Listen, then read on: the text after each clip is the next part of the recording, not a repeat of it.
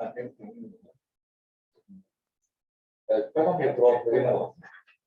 so let's go ahead. So there you are attending the class of 580. I'm Song Yun. Nice to meet you. This is actually my first offline course since the 2011 actually.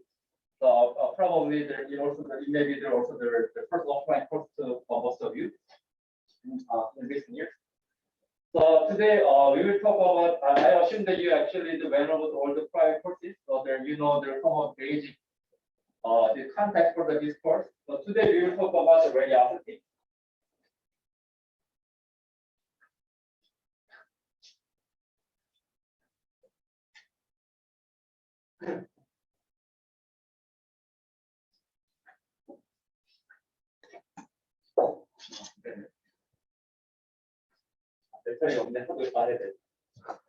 So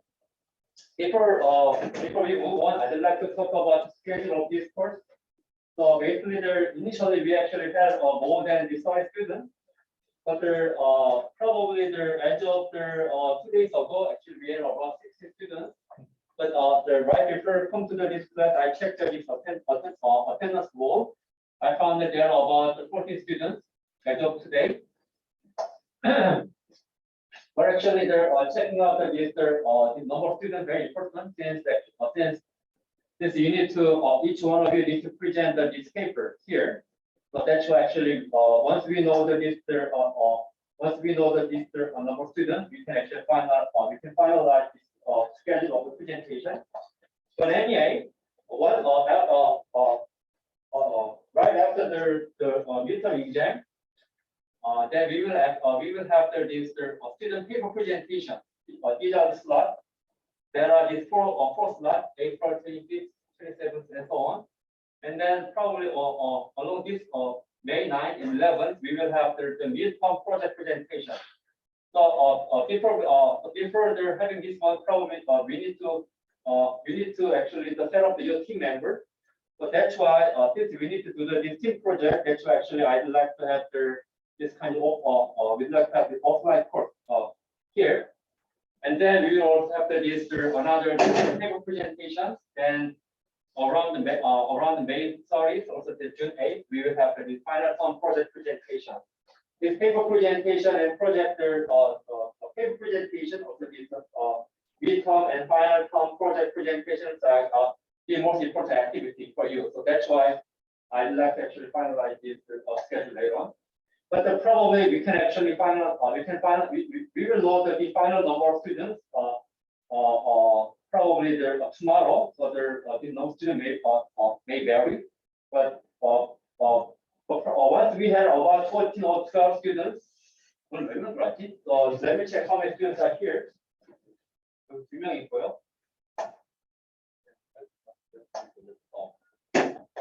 So 11 students. So then 11 students will be a very nice count, I guess.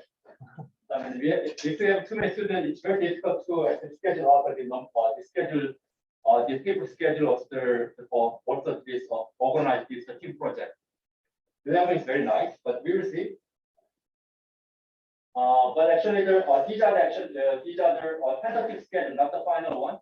Once we know the final number of students, we will finalize this one. But basically, this is kind of ballpark in terms of the schedule. Any question about here? 질문 있어요?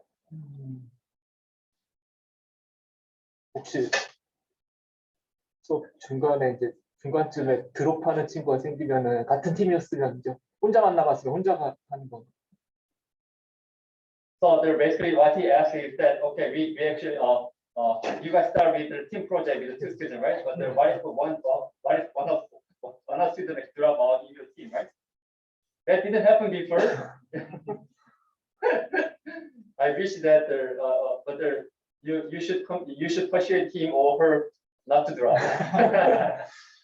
That's my answer. 그게 너무 힘들죠, 사실 그렇죠? 그런지 안 생기도록 해야겠죠. So basically, the bottom message, if you think that it's very important for you to actively participate in this class. as you can see there, you need to do these two paper presentations. Also, you need to do this kind of this project. So basically, you need to be ready to take this course. Otherwise, basically you need to look for the other courses.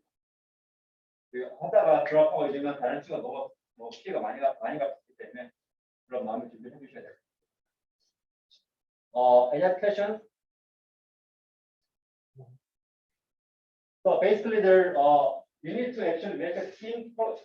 You need to make a project team of 2 or 3 persons for your final project.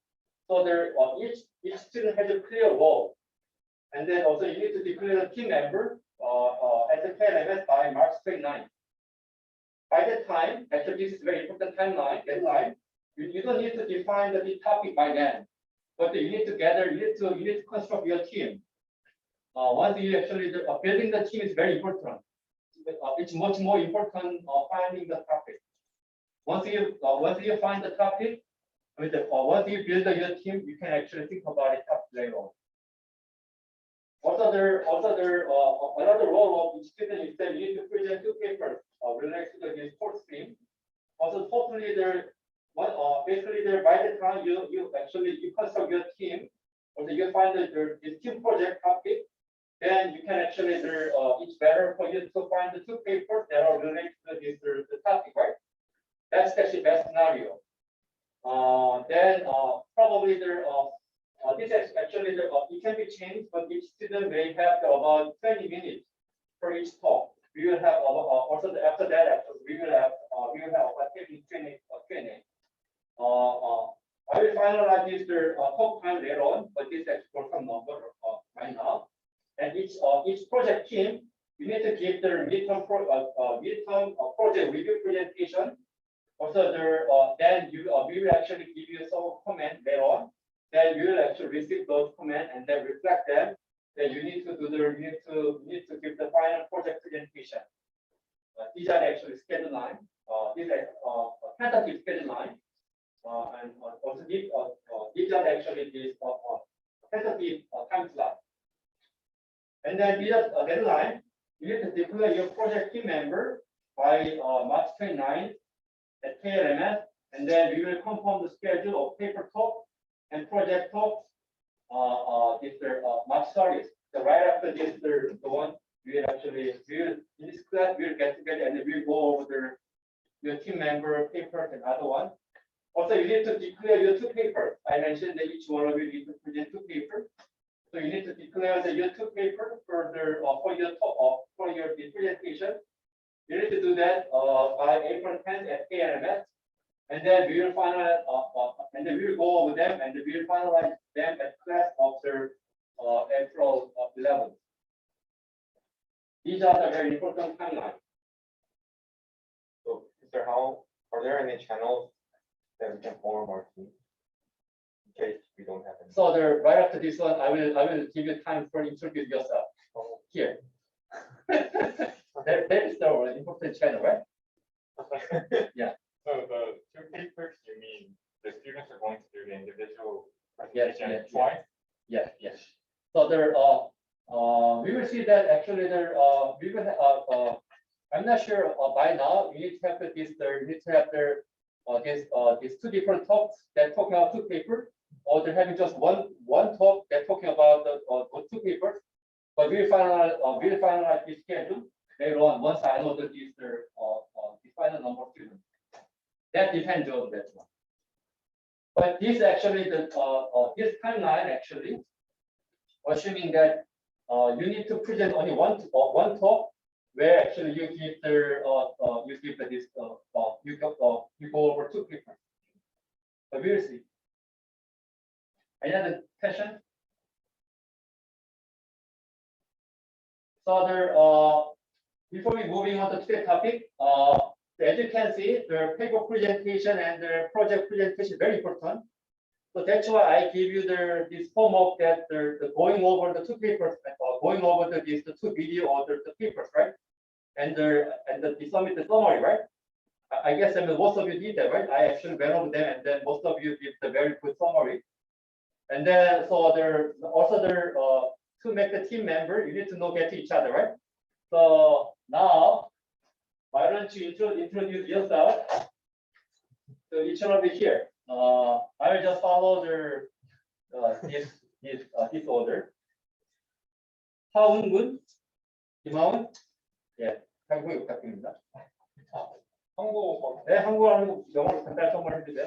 You can speak you can use the Korean, but at the end, you or me give this English version. 안녕하세요. 저는 지금 18학번 5학년으로 재학 중인 김하웅이라고. 학사구나. 네, 반도리 스튜던트. 오케이. 그리고 윤정희 교수님의 대화형 그래픽스 수업을 들어서 그 거의 관련돼 거의 이건 그럴 필요 없는데 왜 듣지? 그러면 그렇게 똑같은. 네. 오케이. 그 내용 사실 그러면 뭐 온라인이 만들면 되는데 이거 주제는 달라지겠죠. 네. 뭐 결정하세요. 오케이. He is actually 영어를 할래? 영어가 좀 힘들어. 나도 힘들어요. He's the undergraduate student. He actually took the prior undergraduate course, but I guess somehow he plans to take this course again. So we'll see. 오케이. 그러니까 뭐 다른 친구들 아직 뭐 지도 교수님 있는 거 아니잖아요. 관심 있어 듣는 거잖아요, 그죠? 그러니까 앞에 있는 수업은 거의 다 똑같고요, 거의 비슷하고. 이제 페이퍼라든가 프로젝트 같은 거 전에는 뭐 했는데? 저번에는 네. MIS. 저번에 프로젝트를 안 했잖아요, 그죠? 개인적으로. 그치, 그렇게만 하고 그때는 그게 못해서 우리 코로나 때는 그죠? 그게 진짜 수업을 듣는 거죠. 그게 사실 더 중요한 거예요. 자, 생각해보세요. 오케이. 내가 나이가 들어서 잘 안 보여요. 이정인 군, 하나도 언더그래듀 스튜던트. Should I just go? Yeah. Okay. Hello, my name is Jongin Lee, and I'm also an undergrad student, like most of you guys. And I don't really have things to say about graphics, but I am really passionate about course projects, and actually, yeah, I don't really give up. So I think I am a quite good teammate in diverse aspects. So yeah, nice to meet you guys. Thank you. Yeah. 저는 혹시 아무 그런 적이 없었는데 왜 들을까요? 전 수업에 프로젝트 없어서 좀 이거 할만하다 생각했었나? 근데 아니에요. 저번엔 프로젝트 없었기 때문에 한번 프로젝트 부터 제일 중요한 거니까. Okay, now 유재훈. Hello, my name is Jae-hoon Yoo, and I'm the master degree student in computer science. And actually, I'm interested in deep learning-based computer vision, and my base knowledge about the rendering or graphics is only the radiance field. You know, the zero radiance field. That's only my base knowledge about display. So please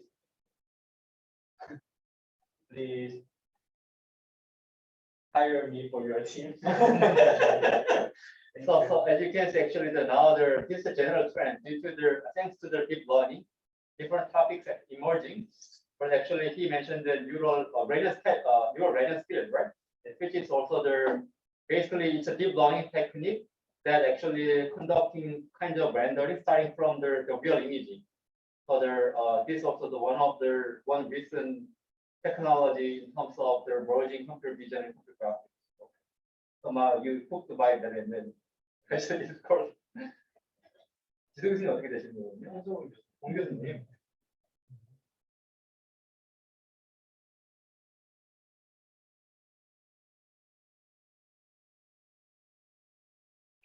그다음에 노재민.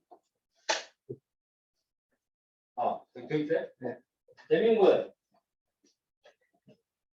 네? 자기소개 부탁드릴게요. 네, 뭐라고요? 자기소개 부탁드릴게요. 아, 네, 네, 전산학부 조재민이고, 21년도에 입학해서, 네, 입학했습니다. 네, 잘 부탁드립니다. 오케이, 지도 교수님 어떻게 되세요? 아, 김민혁 교수님 랩에서 하고 있어요. 평소 그래픽스 하시잖아요, 그죠?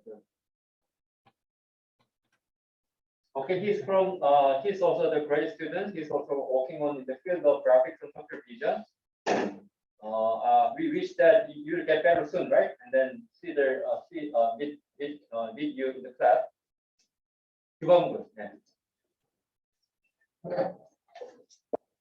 Hello everyone, my name is Kim Han and I'm a master's student advised by our great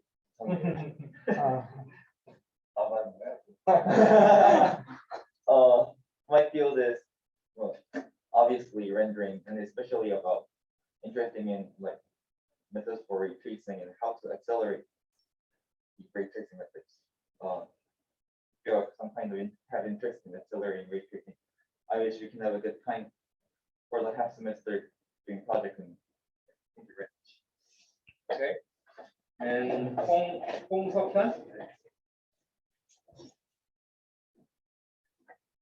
Hi, my name is Kyung Hong, and I'm a graduate student in Graduate School of Cultural Technology. And my research interest includes character animation, but I take this course because I just wanted to experience other aspects of computer animation. Okay, so your advisor should be 성일이 or No. 그냥 okay.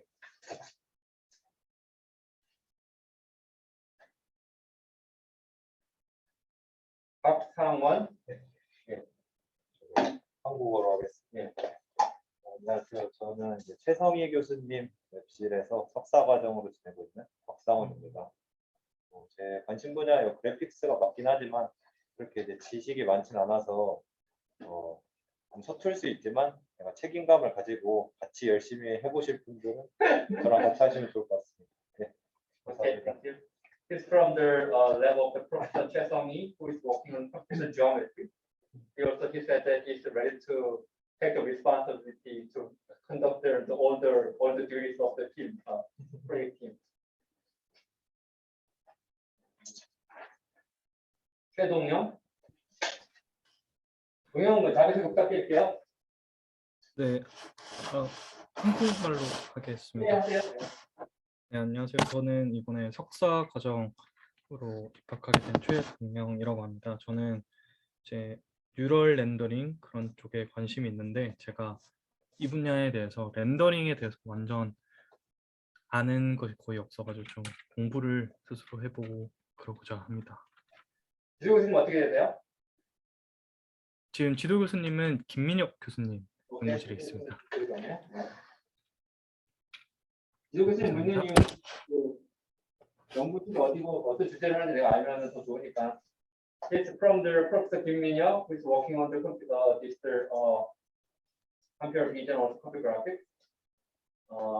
Okay, thank you. And Olivia. Hi. So can I do it in German? We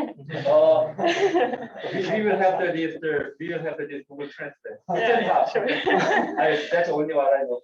So yeah, I'm Olivia from Germany, and I'm a graduate student, and I did my bachelor thesis on ray tracing in real time, and I just finished a project on path tracing and denoising and like making it faster. Yeah, I'd be grateful if someone took me into that team. Okay, thank you. So you actually in the lab up here or there? No, I'm just an exchange You are student. I just arrived. Okay. So you're from which university in Germany? Which university are you from? Stuttgart. Okay. It's in the south. So who is your advisor over there? I don't have a specific person. For my bachelor thesis, I actually was at a different school. Professor Hahn. It's from the Hochschule der Medien. It's I don't know. I don't think you know. Okay, so actually I know that actually somehow that Germany has a very very good researcher in the field of rendering actually from Germany. Also I work with some of the German researchers. Basically the one of the reason I started the ray tracing long time ago is that actually back then actually I got a junior student from Germany who is working on ray tracing. So actually, I got 6 code, and then based on that, we work together, and then we build these ray tracing techniques together. Actually, long time ago. Okay, thank you. Nice to meet you. And Yoon Ye Kwon. Hello, my name is Yoon Ye Kwon, and I am a graduate student attending in K school. But I have 2 majors. One is K school and one is computer science in K school. So yeah, I really don't know lots of things about the ray tracing or radio and stuff, but I have some English presentation skills. But I seem like many of people here are already like in the master degree base, and those people are already master in presentation. So I need this class for my graduate, so I won't give up in the middle of the semester. So yeah, thank you. Okay. 근데 K스쿨은 원래 그 전산학과는 근데 K스쿨은 뭐 그거 뭐라 그러지 앙케프로니오 관련된 뭐 수업 많이 듣잖아요. 이거 전공 수업 많이 안 듣지 않나요? 전공 연구실을 나가시는 분들도 있고 네. 본인의 창업과 기술과 관련된 그러면 이건 왜 듣는 거야? 창업하려고 듣는 거야? 아니 사실 창업하려고 듣는 거 아니고 졸업 몇 반 중에 있어서 듣는 거 같고 인사 교수님 훌륭하시다는 소문을 듣고 한번 일단 소문이 가짜예요. 또 박스에 생각해봐야 돼. 저도 카페에 간 건 알고 있는데 열심히 그래서 원래 수업 끝나고 질문을 드리려고 했는데 열심히 하면 일타가 되지 않는 선에서 패스하지 않을까라고 생각해서 열심히 들어보려고 합니다. 예. 네, 이석. Hello, my name is Ki-seok Choi. I'm in a 2nd grade of PhD course from Min-hyuk Kim's lab. I'm interested in computational imaging area, but it's related to transient rendering. So I think I can learn a lot of things from this course. Okay, that's all. Thank you. Okay, thank you. This also coming from the Professor Min-hyuk Kim. Professor is working on the computational imaging. Okay. 김동관. 저희 랩인데요. 예. 내일 ECCB 논문 쓰느냐고. 지금 어떤 거 지금?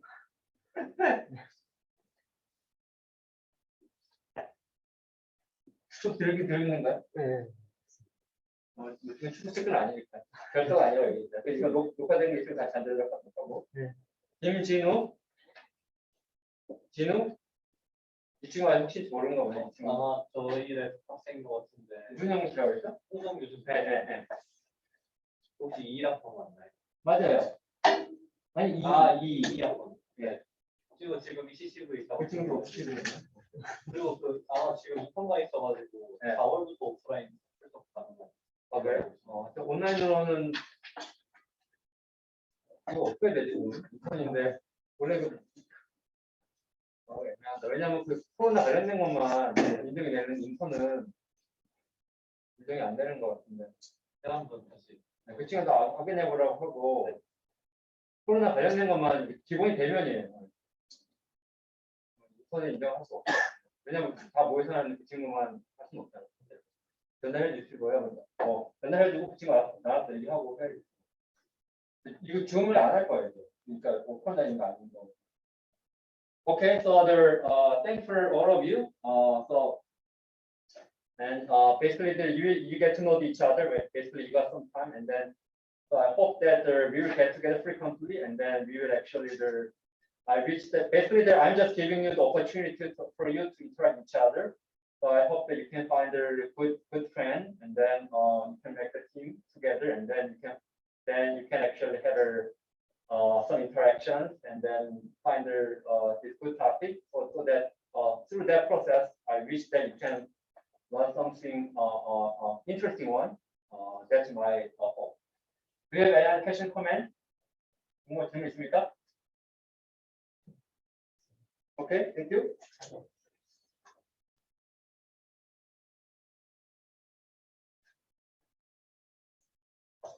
So let me talk about today's lecture material.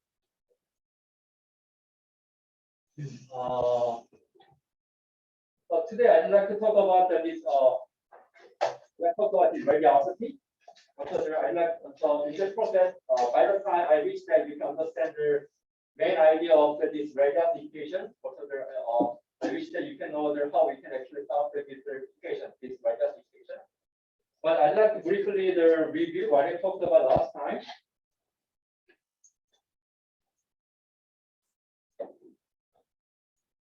So you might recall that we talked about the ray tracing briefly.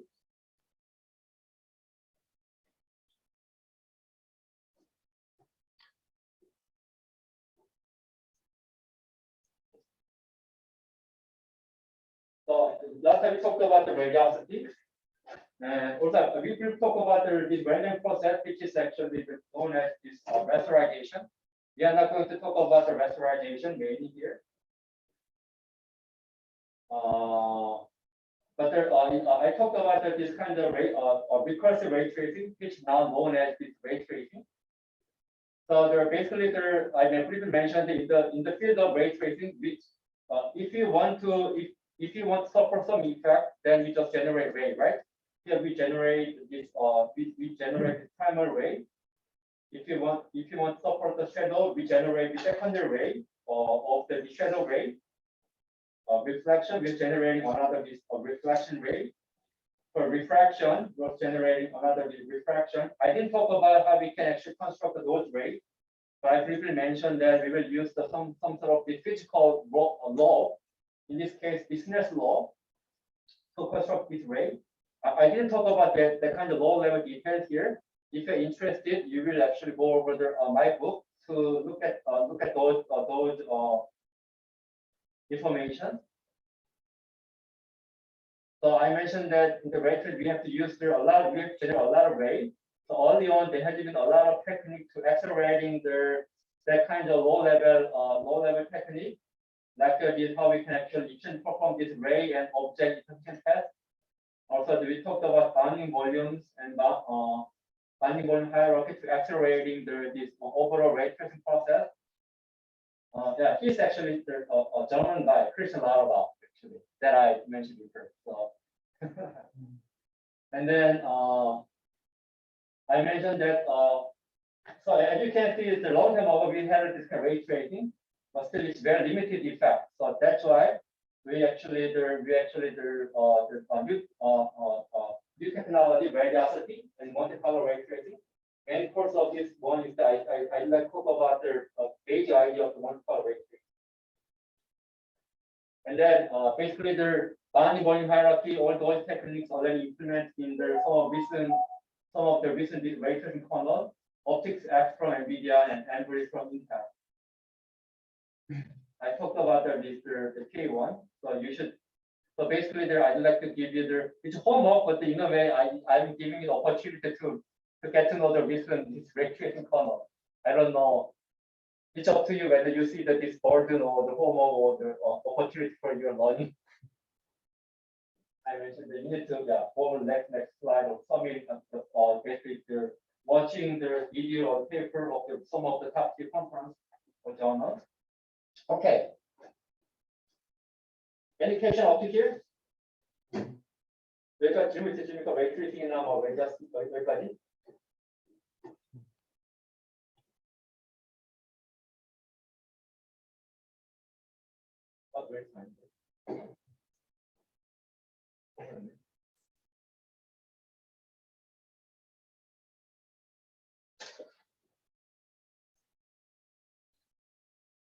Okay, so I actually talked about this kind of timeline in terms of the development of the rendering. So basically, radiosity. Today I will talk about radiosity. The last time I talked about ray tracing, which is a kind of view-dependent technique.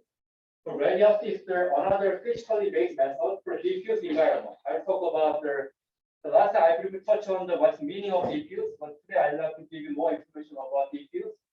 It supports the diffuse interaction, solar bleeding, indirect lighting, and some other penumbra is kind of soft shadow. It's not a perfect solution, but it accounts for it explains the very high percentage of total energy transfer.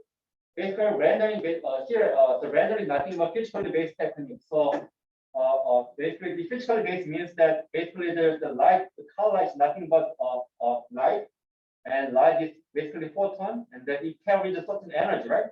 So that's why sometimes we actually talk about this energy transfer. I mean, photon actually emitting from light source, hitting there, and then also this that material reflecting the photon to other places, right?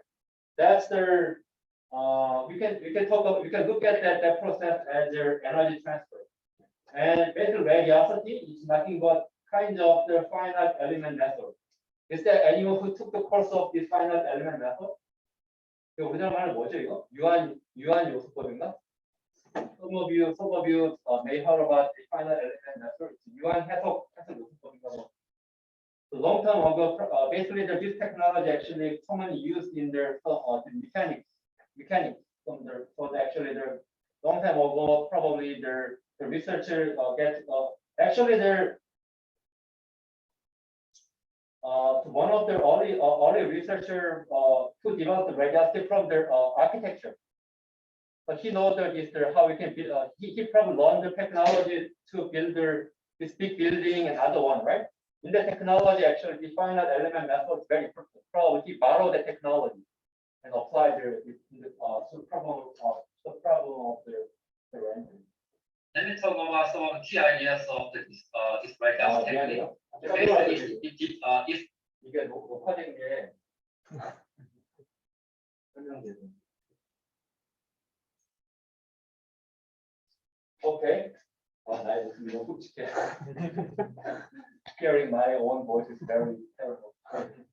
So the diffuse, basically, one of key assumption, key idea of the radiosity is the diffuse only. It means that it doesn't support the other effect like glossy or this kind of glass-like effect. But the long time ago, suffering the diffuse itself is a very big achievement actually. The diffuse is that. 실파를 좀 이걸 실파탄 이걸 사용하거든요.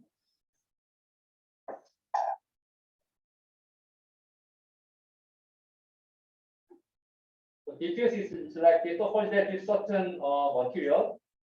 Suppose that there is a photon actually emitting from here and then arriving there, right? Diffuse actually diffuse material which is like the blackboard. So somehow it's very rough.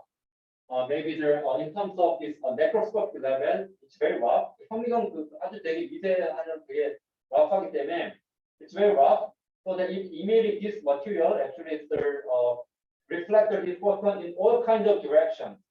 So basically, you reflect the photon in that direction, energy you reflect energy in that direction, that direction. Actually, typically I use this kind of illustration.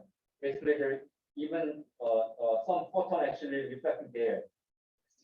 But here actually the length of the arrow indicating this magnitude in terms of the reflecting energy. So sometimes it might reflect. The solar material is that once we receive the energy here, it might reflect energy a lot here, right? Sometimes actually you might have this kind of effect. You reflect the energy,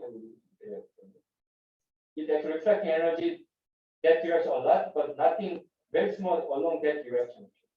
So actually, I use this kind of illustration. But diffuse is that it actually reflecting their energy all possible directions, the same amount of energy. So it looks like that it actually I use this content here.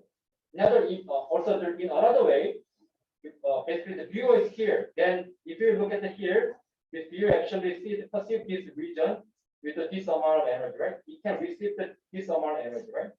If the viewer located there, the viewer also can receive the energy, this amount of energy, right?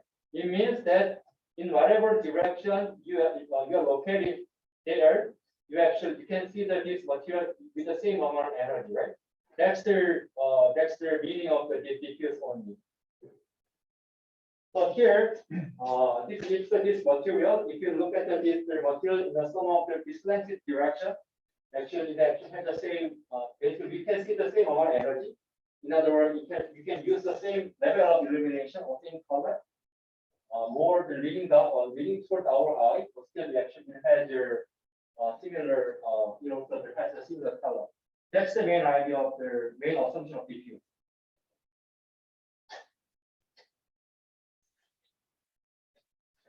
basically, I will talk about the radiance later on. But radiance is nothing but you can just by now you can just assume the radiance as energy that you are actually receiving in your eye.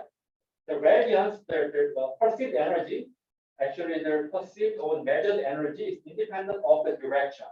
So in other words, it's not it's view independent, which is very different from the ray tracing idea. So the surface looks the same from any viewpoint direction or the most spectral direction. That's the main idea. And this is also the we assume the diffuse surface. I mentioned that if we receive energy, reflecting energy all possible direction. Actually, we'll talk about this notation later on, but it means the radiance from the location of x to the certain direction set up is constant. I will define this notation later on. Also, this is the emitter. Emitter is basically assuming that this kind of light source is emitting energy. Also, the reflector is actually the surface here. Also, we also assume that this kind of diffuse material is basically reflect the energy of possible direction. These are the assumptions of radiosity. Another key assumption, key idea is that basically we use the constant color for each polygon. So radiosity is approximation. What kind of approximation? We actually suppose that actually here suppose that I want to represent this kind of blackboard, but typically the artist designed this model with some triangle, right? So in this case, they assume that we use this kind of rectangular shaped pod. We assume that we use the big pod here, but in the end, the radiosity only computes only one color for this kind of pod, one pod. But if we are using two big quads, then if we assign one color, then it's very crude, very rough approximation, right? So because of that, typically radiosity actually discretized. In other words, it's subdivided into the small quads like this. In this case, so now we subdivide this initial quad into the 3x3 quad, and then so there basically then we compute the color for each small quad. Then that's it. Then we actually use that color for rendering. That's another second assumption of the radiosity. So if you support this kind of very nice color change, then you need to have the many triangles. You need to have the many triangle or quad here. Since in the end you need to use only one color for each element. That's the assumption.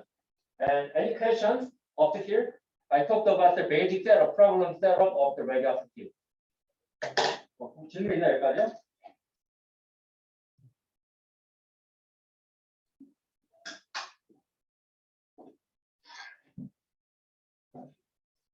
Then this is the radius equation.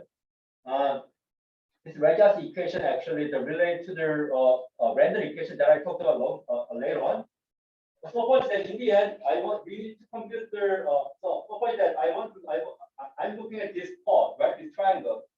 Then in the end, I need to compute how much energy I can receive from that pod, right?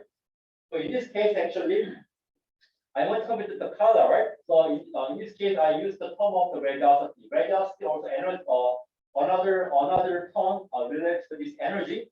But I'm not going to define it here. But you can just treat that this is some sort of this also relates to the radiance or the color. But anyway, the energy in this case I use the radiosity. I assume that this is a diffuse material, so we just need one energy value here, right? That's actually radiosity. The radiosity energy that are reflect from this surface can be decomposed into the two factors. This one, that one. Another one is actually self-emitted radiosity. If this pod coming from the emitter, right? It actually has a self-emitted energy, right? 자기 자체가 같이 발광하잖아요. So basically, it has actually the term of the self-emitted radiosity plus another one which is actually reflective radiosity. It means that there's another pod. It may be light source or some other pod. It can actually emitting or reflecting energy to there, right? And then you receive that energy, and it might reflect energy to the other locations, right? That's the reflective radiosity. So that's the actual radius equation. If you represent that idea in the equation, here radius I. I mean, there could be the many different pods, right? So I'm talking about I, the radius value for the I pod, radiosity at the I pod can be a summation of two factors, radiosity of the E star that had the desired form, plus there could be the n different pods in the same. We assume that there are n different pods, and then we actually go through all the different the pods in the scene, and then basically we look at the radius value over there. Here actually I'm talking about the radius J. Basically this is the J's pod. I received the J pod has a certain radius value. That is the actual radius J value, and then in my that energy coming from to there, and then this here I'm talking about I one, right? The I pod may receive that energy, but it can reflect only some. It may reflect some portion of energy that we see, right? That's I say that I actually use the term of the alpha. Basically, this actually reflected the term. I use the alpha J to I. When depending on your material type, you may reflect this blackboard may reflect the energy small, right? But maybe this desktop may reflect the energy a lot, right? So different material has a different material type. So actually, to support that, we actually have that equation. That's it. That's the radius equation. Any question up to here?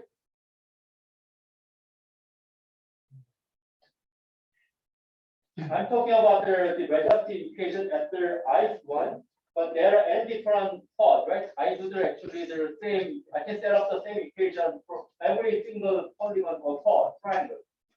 This is the radius 1, same equation. Another radius I, and up to the final one. I can set up this kind of n different equation. So what are the unknown?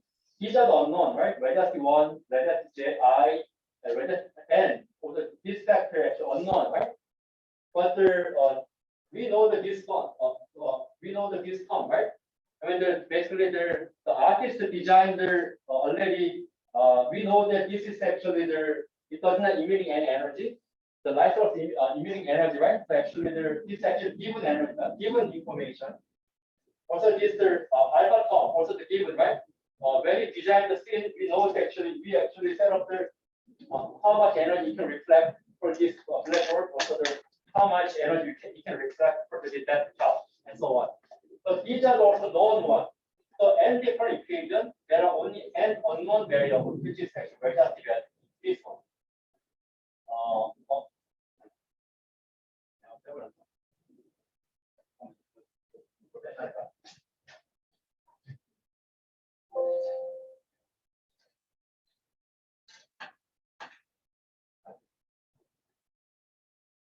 I'm not talking. So basically, I will talk about how we can compute this radius value later on.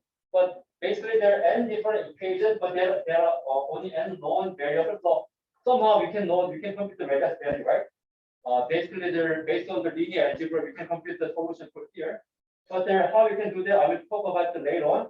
Once we actually compute this radius value, this is the view independent energy, right? It means that once we compute the color radius energy for each different triangle, it basically at one time, if actually if the view located there, you can just visualize the color to the view, right? Without recalculating their energy, right? That's the main benefit of radiosity. So this is a radiosity algorithm typically. Initially the scene is given with a big triangle, right? So somehow we subdivide the scene into small polygons. There has even tons of paper how we can subdivide the scene. Maybe 30 years ago, there are tons of paper, some paper proposing A idea or B idea, subdividing the one. And then, but whatever we are doing, we somehow compute the here actually. I get this actually visualizing the subdivide the scene, and then we compute the constant illumination value. In other words, this radius value that I talked about before, radius value for each polygon. That's it. Once we do that, at one time you pick the viewpoint, and this basically the color assigned to each port was not changed. Basically, they are actually dependent color since we assume that diffuse material. So we just visualizing the visible polygon to the viewer. That's it. How you can do that? We just that's basically the rasterization process. So basically, this part I compute the color, then this is my camera, my eye, and then the rendering nothing but just projecting this triangle into the camera space of my eye. So we can just using the rasterization process, which is very fast one. So that's the main benefit of the radius algorithm. Can you follow this radius algorithm? So back then, actually, this is actually groundbreaking solution. So back then, people thought that actually the supporting global illumination is impossible. They cannot be done in our lifetime. But back then, now they can somehow transform the global illumination. Why we call this algorithm as global illumination? Since we need to go over we need to see all the interaction between the triangles, right? It's a global algorithm, right? So that's why many physically based techniques is global illumination technique, not a local, technique. Rasterization is the local illumination technique. So rasterization is that we just look at the one individual triangle and we just project it into the screen space. That's it. It's a local algorithm. So somehow this radius algorithm transforms global algorithm into local one. Obviously, there are certain approximations, but that was a very groundbreaking technique back then. This radius result, somehow we compute the color at one time. We can actually interactively rotate this thing actually. That was the big change back then. Also, we can do this kind of visualization, and this actually we are looking at the subdivided scene. Also, there are some that actually the form factor. Basically, I didn't really talk about this one, but this actually I quad and J quad, right? So in between there could be another quad, right? So back then actually they need to compute how much energy we can receive from here to there, right? I mean I just briefly talk about there are some alpha J to I that kind of term, right? But there are in between there are some of this kind of other oscillating triangles. So computing their energy from here to there also actually we can do that, but it requires certain computation. So that's actually that's known as the form factor, something form factor. But later on, I will point out that the form factor is nothing but another form of this rendering equation. I get back to the issue later on. Let's get back to the radius equation. I'd like to talk about how we can actually solve this radius equation. Now I use a very simple term here. Pi is the radiosity value at quad I, patch I. This is actually self-emitting term. I use E now, and also this is actually reflected term. I go over all the other polygon, so the BJ. I look at this kind of the form factor. They're given here. Basically, this is actually scene dependent term, right? I can compute this one given from J how much energy I can receive to there. As a form factor, so I just use the term of F I to J. Also, this actually I use the rho I. This actually reflective to the patch. So that's actually related to this alpha term that I talked about before. And that's a material dependent one. This is very low value. Low this reflectivity. Because that's the top. This one may have the high. It can reflect high energy. Those are actually more realistic equations for the radiosity. Any questions here? 질문 있습니까?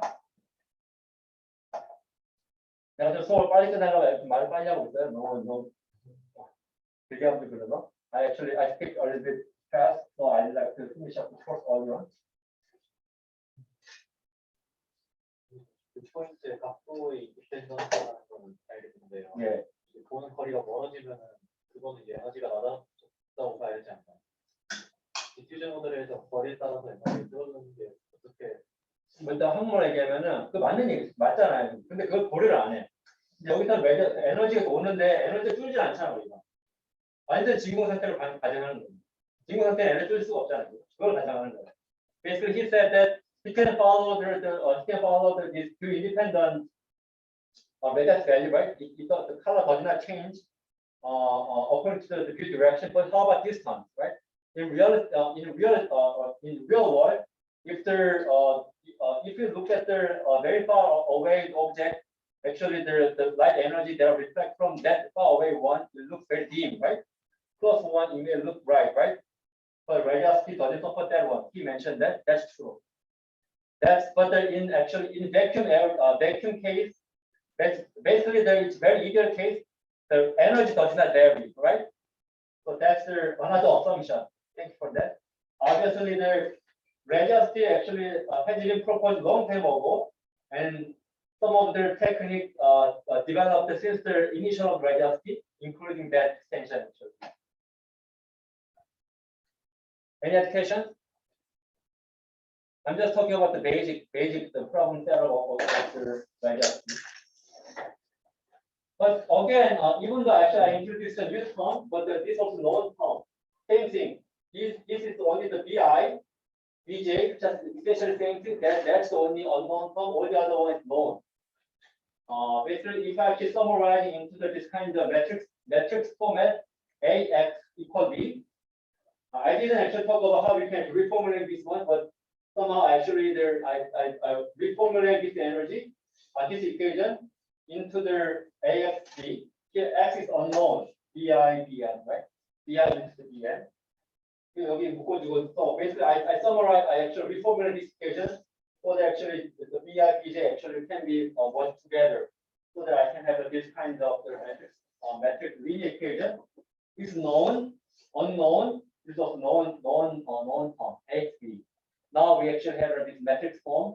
Then there are many linear algebra techniques to computing this X solution. Actually, you can simply use the matrix inversion. Obviously, it takes the big of n cubic. Here n is number of triangles. So obviously, there in the scene there could be many triangles, right? So it's not scalable technique. But that's the early on. That's the main issue of the radiosity. Once we compute the color of this triangle, we can actually very fast visualize it. But problem is that computing them is very difficult. Another one is there's actually Jacobi formation, multi-del, or some other one. If you took the numerical analysis, you might heard about those techniques. 여기 수치에서 수업 들은 친구 있나? 처음 수치 들었다. Is there anyone who took the numerical analysis? 수치에서. That's fine. Okay. So none of you take the numerical analysis. That's fine. So I'll just talk about basic one. The basic Jacobi iteration is that I need to compute basically here to BN. We don't have any information, right? So we can just start with such an initial gap. But we can actually have a reasonable gap, right? So for the actual, we represent this thing as a triangle. For this triangle, okay, I don't know, maybe it looks very dark. So I use the zero value and initial value. For this kind of light source, it may be bright, right? I give the very high value for that triangle corresponding to light source. That's the initial gap. And this is a radius equation. So basically, I'm computing this BI. But here I start with the initial gap for all the B value, right? So I updated the radius equation of both patch based on the previous gap. So here the BJ I used the initial over the prior value. Then I updated this the new value BI, right? I keep doing that until it converts. Now basically if you took the numerical analysis, they talked about they want to compute the what time complexity or they do this error analysis on how many iterations it may require when the error is smaller than something epsilon. numerical 수치 해석은 이걸 다 이렇게만 하는 게 아니라 에러를 시에 많이 지금까지 하려면 얼마만큼의 컴퓨터가 들어가고 이런 걸 연구하는 거죠. Anyway, that's very simple idea, right? Jacob equation. Gauss there is that Gauss is very another German guy, right? Am I right? Yeah. Yeah. Actually, there. If I go back to the if I follow the my advice after the advice, it goes back to the actually the Gauss. But I didn't have I don't do any research related to the Gauss mathematics. Anyway. Gauss is there actually final information is that it also use the new value given to there immediate. I mean, there are n different equations, right? Once we get the new value of in the upper side, I use that new value directly in the later operation. It's not really important in our case, but I just briefly talk about this kind of iterative approach. When a long time ago, when I took the numerical analysis, okay, I can follow this one. I can do the certain mathematical derivation proof to the iteration. But the real question is that what are the, here we are talking about random physical phenomena, right? What are the relationship between this numerical approach with the physical actually the explanation? Basically, suppose that initially I used this kind of the initial value, right? So basically, we can actually using the ray casting early on, right? For computing regional initial value. Suppose there are the light source. I test the actual ray casting basically from the light source. Sorry, actually this light source. If further older is the triangle that intersected with the light source from the light source, we give the very high value, right? You can see that that's regional initial value, right? Then updating the equation. It's nothing but I actually basically I start with this value, then I actually do this kind of interaction. One bounce, how much energy I can receive from there, and then I do this kind of form factor and how much energy to reflect, and I'm getting there, right? It means that I actually for that dark triangle, I receive the energy from there, right? And then I actually how much energy I can reflect there. So I can complete this one bound. In other words, obtaining that equation, that one level of Jacob iteration is that I actually supporting one bound of photon, right? I receive the photon here. I receive that photon. I'm emitting that photon one bound, another bound. As you can see, as I keep doing that, this iteration, I actually simulating this photon bound. I receive the photon from there. I bring the photon. Keep doing that, right? So as you can see, even though we start with a very dark triangle, later on we actually light up the scene. So that's why we support the global illumination. Any question over here? Give me a sec.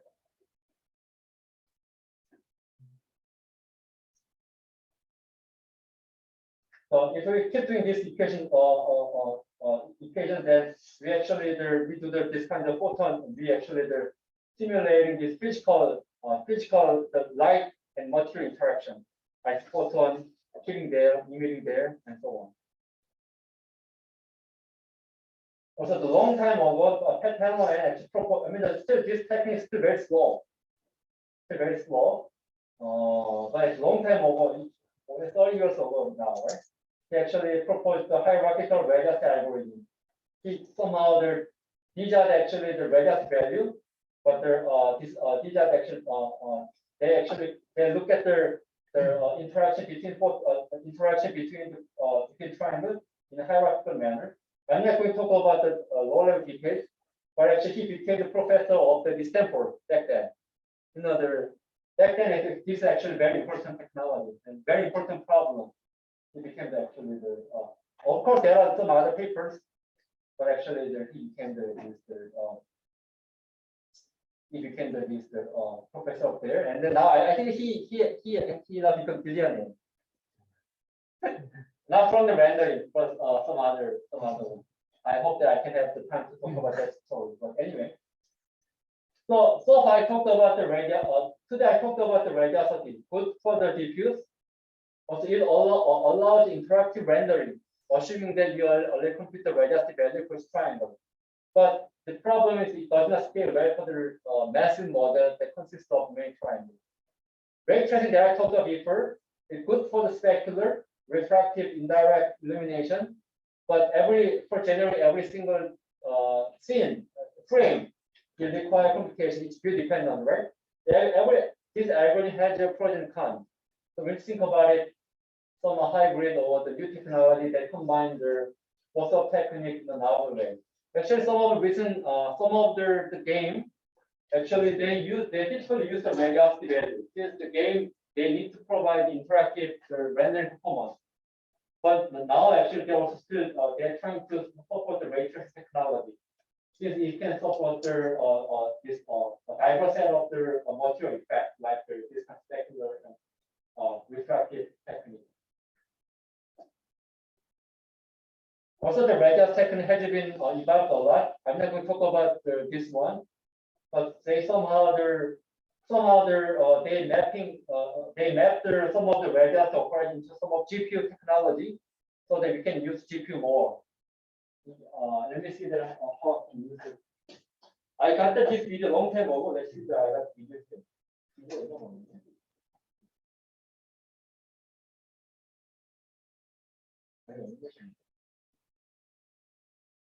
Sorry, I didn't.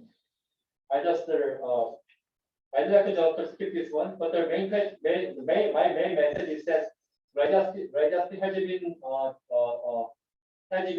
studied a lot, so that actually they can support their different effects. Even they can support the sometimes they support this kind of the shadow, also the soft shadow, also this kind of glossy material, which is like a specular. Some of you may talk about the neural resonance field, right? You know, when neural resonance field, which is actually deep learning technology, also related. I think that this also related to this radius concept. Radius nothing but pre-computed illumination information in the scene. In that way, the neural resonance the field, same thing, right? But the question is that back then we didn't use deep learning, but now we can use deep learning technology. That's the main differentiation, I guess. That's my own opinion. But anyway,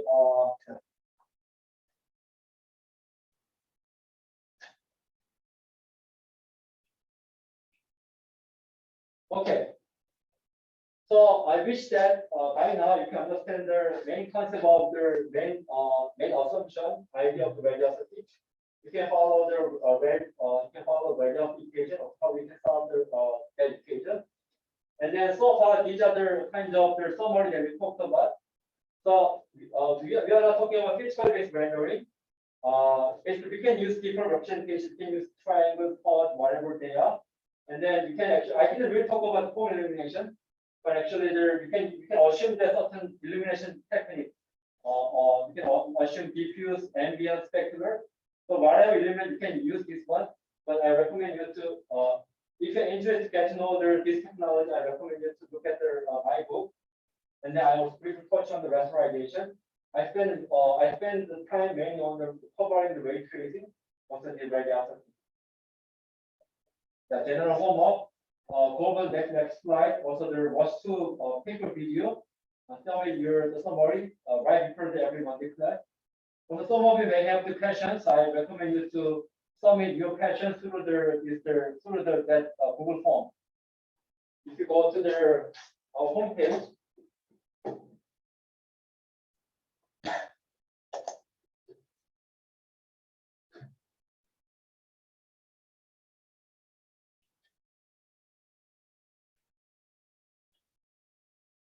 Here, actually, you can submit the question here. 그러니까 여러분들 그 중간고 전까지 질문 3개 정도를 내셔야 되고요. 수업 시간에 이미 질문하면 어떻게 합니까? 그거 질문 구했다, 나 그건 좀 구했습니다. 라고 쓰시면 돼요. So basically, I'd like to encourage you to come up with the question so that actually I actually have this kind of question homework.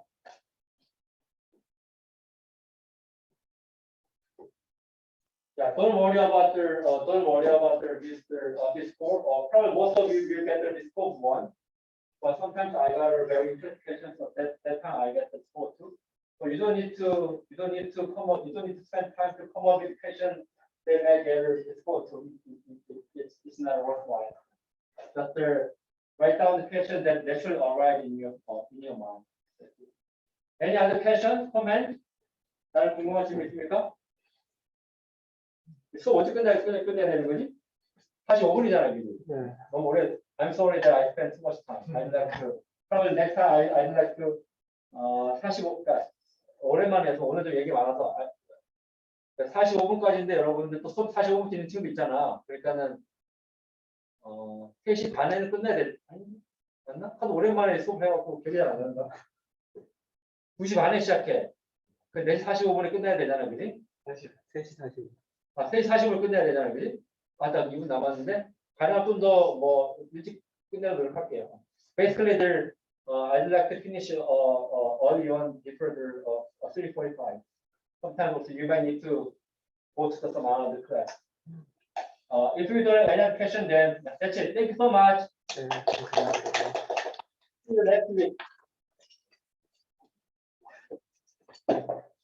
If you have any question,